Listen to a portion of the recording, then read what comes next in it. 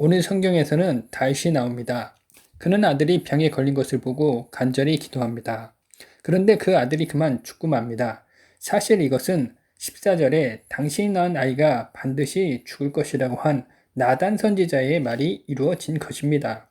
그런데 이를 보고 신하들은 걱정을 합니다. 다윗이 그것을 보고 상심할까 하고 말입니다. 그런데 오히려 전에 들어가서 경배하고 맛있는 음식을 먹습니다. 신하들은 궁금해서 이유를 묻습니다. 그러자 다윗은 혹시 여호와께서 나를 불쌍히 여기사 아이를 살려 주실까 해서 그랬다는 것입니다. 오늘은 이 성경 본문을 가지고 기도하고 결과는 하나님께 맡깁시다. 이와 같은 제목으로 은혜를 나누어 보고자 합니다. 먼저 어려운 가운데 기도해야 합니다. 물론 많은 사람들이 기도를 하지만 실제적으로 어려움을 만나면 현실적인 해결책을 찾기 마련입니다. 물론 그것이 틀렸다고 하는 것은 아닙니다. 그러나 그러한 노력만으로는 부족할 수 있습니다.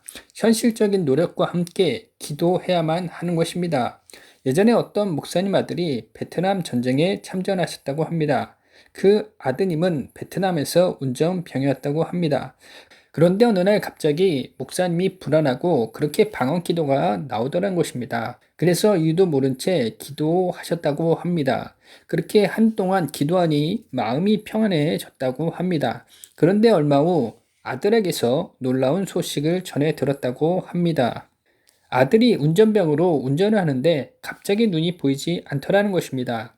그런데 아들을 대신할 사람도 없었다고 합니다. 그래서 중요한 지역을 지나가야 하는데 지나가지 못했다고 합니다. 그런데 날이 밝으니 눈이 정상으로 돌아왔다고 합니다. 그런데 놀라운 것이 군대가 지나가려고 하는 지역의 다리를 베트콩들이 다 끊어 놓았더라는 것입니다. 만약 눈이 정상이었다면 운전하고 지나가다가 큰 사고를 당할 수 있었다는 것입니다. 그런데 더 놀라운 사실은 이 아드님이 눈이 보이지 않았던 그 시기가 목사님이 기도한 시간과 일치하더라는 것입니다. 이처럼 우리가 기도할 때 하나님께서 놀라운 역사를 보여주시는 것입니다. 나아가 결과가 좋지 않아도 기도해야 합니다. 오늘 성경에 다윗이 기도했는데 아들이 죽지 않았습니까? 이것은 하나님이 이미 다윗의 아들을 데려가실 결정이었습니다. 기도했으나 되돌려지지 않았습니다. 이처럼 우리가 아무리 기도해도 하나님께서 결정하신 뜻을 바꿀 수 없을 경우가 있습니다. 그러나 그럼에도 불구하고 우리는 항상 하나님께 기도해야만 합니다.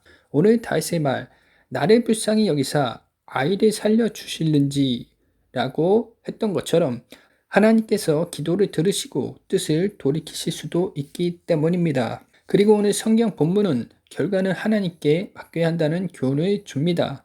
오늘 다윗은 앓는 아이를 위해서 기도합니다. 그런데 사실 이 아이가 앓게 된 이유는 다윗이 범죄한 결과였습니다. 그래서 나단도 그 아이가 반드시 죽을 것이라고 한 것입니다. 이처럼 우리는 삶 가운데서 우리의 생각과 다른 경우를 만나게 됩니다. 그렇게 되면 시험 들고 마음이 낙심되기 마련입니다. 그러나 결과는 하나님께 맡겨야만 하는 것입니다. 신앙생활을 열심히 하시는 축구 선수 중에 이영표 선수가 있습니다. 이영표 선수는 1년 반 전부터 월드컵을 준비하며 정말 열심히 기도했다고 합니다. 그런데 월드컵 이틀 전에 종아리가 12cm가 찢어져서 걸을 수조차 없었다고 합니다. 그때 이영표 선수는 욥기 말씀을 읽으며 자신의 영광을 취하려고 했던 월드컵 준비였음을 알게 되었다고 합니다. 그리고 회개 기도를 하던 중 하나님께서 이렇게 물어보셨다고 합니다. 지금 너에게 가장 중요한 것이 무엇이니?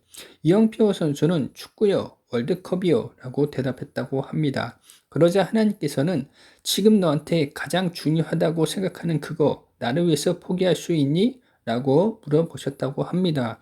결국 이영표 선수는 월드컵을 포기할 수 있다고 기도드렸다고 합니다. 그런데 그 기도를 받으신 하나님은 이영표 선수의 다리를 낫게 해주셨다는 것입니다. 그리고 이 월드컵에서 이영표 선수는 대단히 활약하게 되었습니다. 그리고 우리나라는 이 월드컵에서 4강이라는 놀라운 성적표를 얻게 됩니다.